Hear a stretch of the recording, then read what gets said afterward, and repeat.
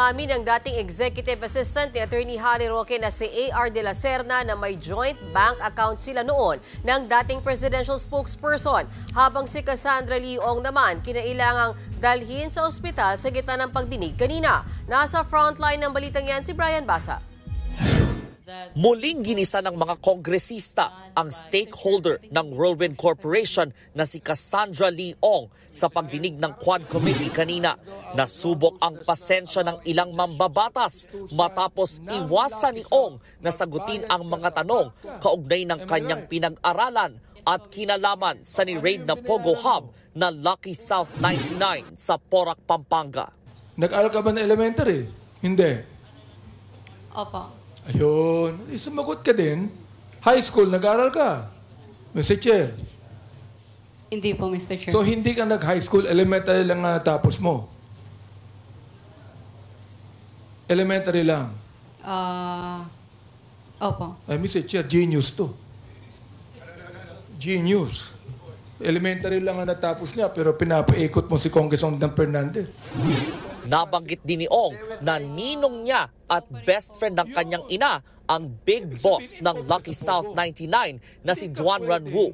Personal translator daw ni Wu si Ong. Nakatira silang dalawa sa iisang bubong. Pero itinanggi ni Ong na sangkot siya sa pagpapatakbo ng Pogo.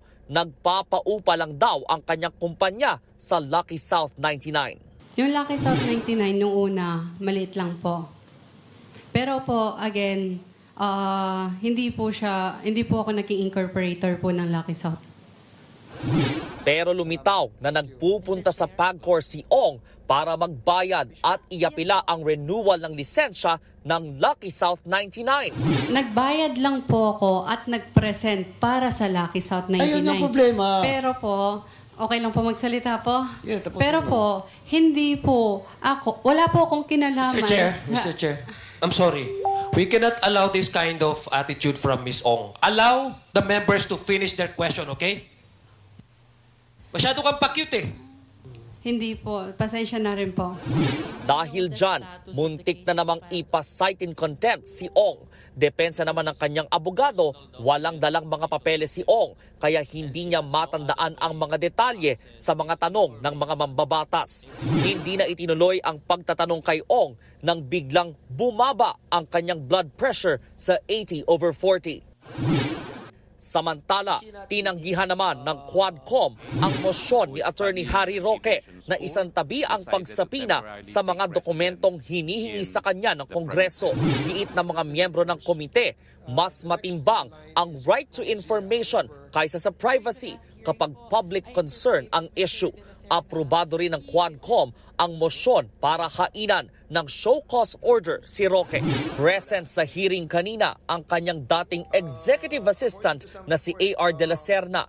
Inamin niyang meron sila noong joint bank account ni Roque, pero sarado na raw ito ngayon. Magkano naman ang kinocontribute mo o kinontribute mo initially dun sa joint account ninyo? Wala po akong kinocontribute po doon. Wala ka? Ganon? Yes po, Mr. Chair. Nalalaman ko lang yan, nangyayari yan sa mag-asawa, mag-ina o mag-ama eh. Hindi po ba? Di ba yung joint account? Ano sa tingin mo, iho? Ang pinakamalaking deposit daw sa naturang account ay 3 milyong piso. Ang pinakamalaki namang withdrawal ay 1.8 million pesos na ginamit umunong pambayad ng staff ni Roque nung eleksyon. Lumitaw din sa pagdinig na 6 na beses silang bumiyahe ni Roque abroad noong 2023. Wala pang bagong pahayag si Roque kaugnay rito, pero dati na niyang sinabi na tumutulong noon si De La Serna na patakbuhin ang kanyang social media platforms. Nagbabalita mula sa Frontline, Brian Basa, News 5. Mga kapatid, may Los Baños po. Huwag magpahuli sa mga balita at impormasyong dapat ninyong malaman.